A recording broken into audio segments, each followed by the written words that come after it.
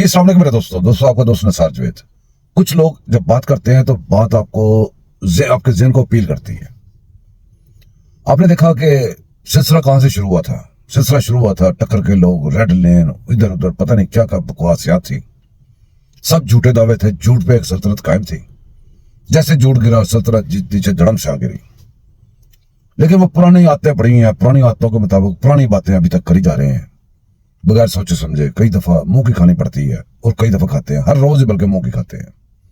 लेकिन कीड़ा जिंदा रखने के लिए वही बकवासियात, यूं हो जाएगा, फलां हो जाएगा, अब ये हुआ, अब वो हुआ। और मजदूरी के बाद इनको पता होता है कि भी जो हम बकवास कर रहे हैं ये झूठ है, इसका कोई सर पाँव नहीं है। लेकिन वो अपने आप को खुश रखने के लिए, अपनी तसल्ली देने के लिए खुद को भले भले बस रोला डाल देते हैं। मजम्मत सोरवर्दी बड़े अच्छे तजिए करते हैं। मुझे उनके तजिए बड़े अच्छे लगते हैं। उनके तजिए ज़हन को अपील करते हैं और वक्त गुजरने के साथ वो पूरे सच्चे भी निकलते हैं।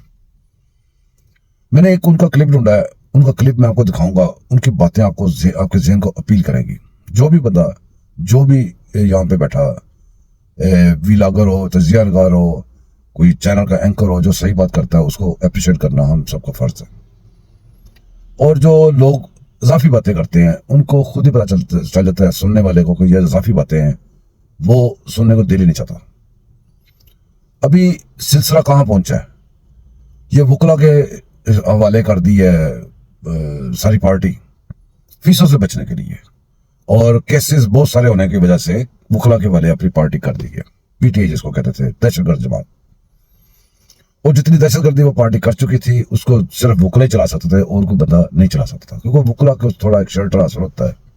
वरना तो कोई बंदा भी बाहर निकल के नाम लेता पीटीआई तो बस गया, क्योंकि हरकतें ऐसी कर चुके हैं। वो ऐसी हरकतें उनसे हो चुकी हैं, उनके आकाओं ने करवा दी उनसे।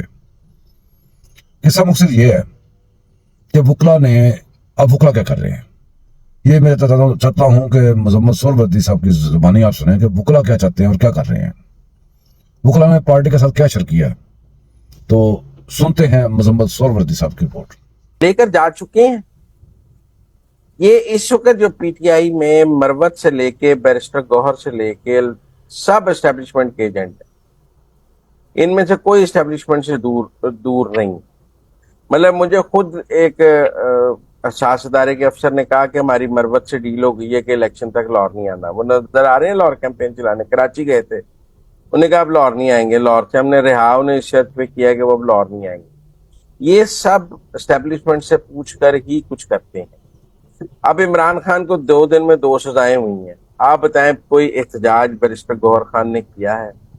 कोई इनके साथ इतने वकला हैं, ये किसी बार रूम में ही इन्होंने एहतजाज किया है। आपने इतनी वकीलों को टिकटें दे दी हैं, कोई लाहौर बार में, कोई इस्लामाबाद बार में, कोई सुप्रीम कोर्ट बार रूम में ही एहतजाज हो जाता है। कोई एहतजाजी जलसा देखिए, वो कहते हैं जी बाहर एहतजाज करते हैं तो पुलिस पकड़ लेती है, बार रूम में एहतजाजी जलसा कर लेते हैं, पूरे मीडिया को बुला के तकरीरें कर लेते हैं। किसी ने रोका है बार रूम में जलसा करने से? हुआ तो एक इम्यूनिटी हासिल है ना आपको। पुलिस तो बार रूम में दाखिल नहीं हो सकती है। सारे पीटीआई के वकील इकट्ठे होते हैं, बार रूम में तकरीरें करते हैं, लाइव चलता है, लेकिन किसी ने कोई वो तो मुझे लगता है ये सारे इमरान खान की सजाओं से बड़े खुश हैं। और मैं आपको बताऊं कि बुशरा बीबी को भी आगे जो है वो अलीमा खान को माइनस करने के लिए इस्तेमाल करना है, क्योंकि अब प्रॉब्लम बुशरा बीबी नहीं है, प्रॉब्लम अलीमा खान है। और अलीमा खान को जिस दिन माइनस कर लिया गया, उनको इमरान खान से दूर कर लिया गया, तो फिर तो एस्टेब्लिशमेंट के सारे मसले हल हो जाएंगे। जी तो मेरे मोहतरम दोस्तों, आपने बातें सुनी मजम्मत सोरवर्दी साहब की। मेरे ख्याल में आपके ज़हन को अपील की होगी और शायद आपको कुछ बातों की समझ भी लगी हो। बहरहाल किस्सा मकसद ये है कि कभी किसी पार्टी के साथ आप लॉयल हो सकते हैं, आप पार्टी को पसंद करते हैं, अच्छी बात है पार्टी को पसंद करना।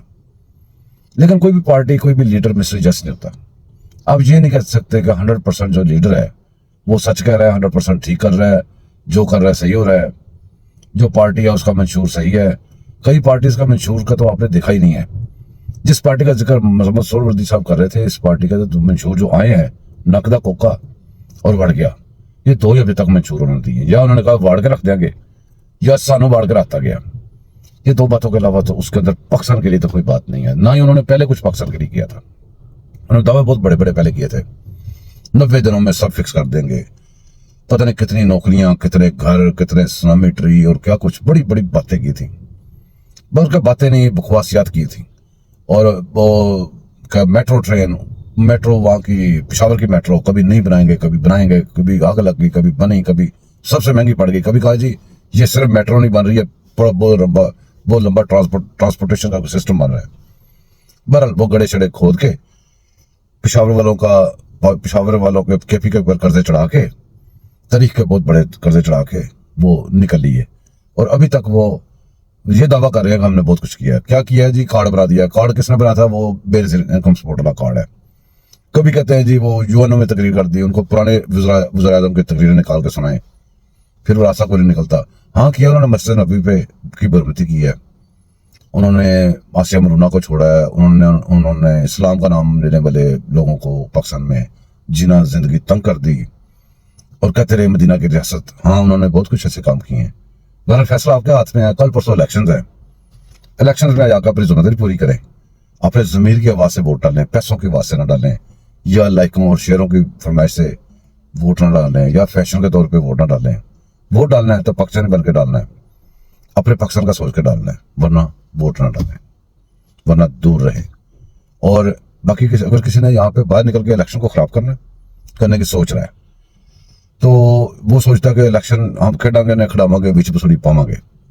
यकीन करें बहुत ज्यादा पड़ेंगे, बहुत ज्यादा। जितने आप लड़ रहे थे ना, जितने आप इन एजेंसी के कंधों पे पांव रख के यहाँ पहुंचे थे, यही एजेंसी होगी, यही पोला पोला सामान होगा आपका जो लाडला था। लाडला सामान, आपका सामान की बात कर रहा हूँ, लाडला किसी बंदे की बात नहीं कर रहा। और नरम नरम सा गोल गोल सा लाडला सामान, यकीन करें नक्शे बदल देंगे। और नक्शे बदलने भी चाहिए। दुनिया का कोई भी मुल्क को कैसे करेगा? किसी दहशतगर्द तंजीम को मुल्क के अंदर उधर दहशतगर्दी फैलाए, इधर आके कहे जी मैं सियासत भी करूंगा, नो वे। दुनिया का कोई मुल्क इसकी इजाजत नहीं दे सकता, और ना ही ये कभी मुमकिन हो सकता है। आप या दहशतगर्दी करें, इनकलाब लाएं, जिसको आप इनकलाब कहते हैं, हम दहशतगर्दी कहते हैं, या वो करें या इलेक्शन लड़ें। ये जलसे जुलूस ये आपका हक नहीं है, जो आप कर चुके हो आपका हक नहीं है। इलेक्शन लड़ना आपका हक नहीं है। अपने जिन निशानों पे, जिन चीज़ों के ऊपर आपने मुल्क के ऊपर हमला किया, वो निशानात, वो सारी चीज़ें मुल्क के अंदर मौजूदगी उसकी अलामत भी मंजूर नहीं है किसी पाकिस्तानी को। पाकिस्तान है तो सब कुछ है, पाकिस्तान नहीं तो कुछ भी नहीं। किसी ये लल्लू पंजू लीडर आते रहते हैं, जाते रहते हैं, पाकिस्तान इधर ही रहेगा और रहता रहे। जिसको पाकिस्तान अच्छा नहीं लगता वो यहाँ से दफा जाए, जिसको पाकिस्तान ठीक लगता है, अपना मुल्क समझता है, अपना मुल्क रहे, फिर अपना मुल्क की फिर हिफाजत करे। उसको लाख इख्तलाफ हो दूसरे लोगों से, लेकिन अपने मुल्क के लिए बात करे। जब कोई बंदा प्राइम मिनिस्टर बन जाता है, तो वो बेशक आपकी मुखालिफ पार्टी का हो, वो जब प्राइम मिनिस्टर बन जाता है, जैसे हमने किया था, फिर प्राइम मिनिस्टर के ओहदे का लिहाज करो, फिर उसके ओहदे की रिस्पेक्ट करो। अगर नहीं कर सकते तो आपको तो पहले सारी बार है, गेट आउट फ्रॉम पाकिस्तान। दुआ में याद रखिएगा दोस्तों। तो लाइक नहीं कीजिएगा, शेयर भी कीजिएगा, अपने दोस्तों से मेरा चैनल शेयर भी कीजिएगा, सब्सक्राइब भी कीजिएगा। दुआ में याद रखिएगा, मैं आपको दुआ में याद रखूंगा। अल्लाह हाफिज।